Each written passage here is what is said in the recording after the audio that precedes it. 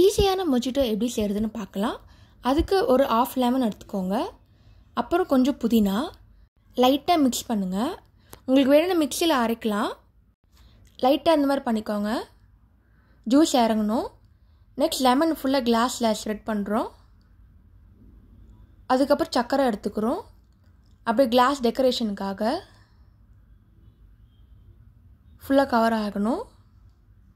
Next இப்போ mix பண்ண அந்த லெமனு மின்ட்டும் போடுறோம். மொஜிட்டோலேயே ப்ளூ மொஜிட்டோ இருக்குது. அதுக்கு ப்ளூ கலர் சிரப்லாம் போடுவாங்க. நான் பண்ணுறது பிளெயின். கொஞ்சமாக சுகர் ஆட் பண்ணிக்கோங்க. சோடா ஆட் பண்ணிக்கோங்க. நெக்ஸ்ட்டு ஐஸ் கியூப் கூட போட சில்லுன்னு இருக்கும். ஃபைனல் டெக்கரேஷனுக்கு லெமன் வச்சுக்கலாம்.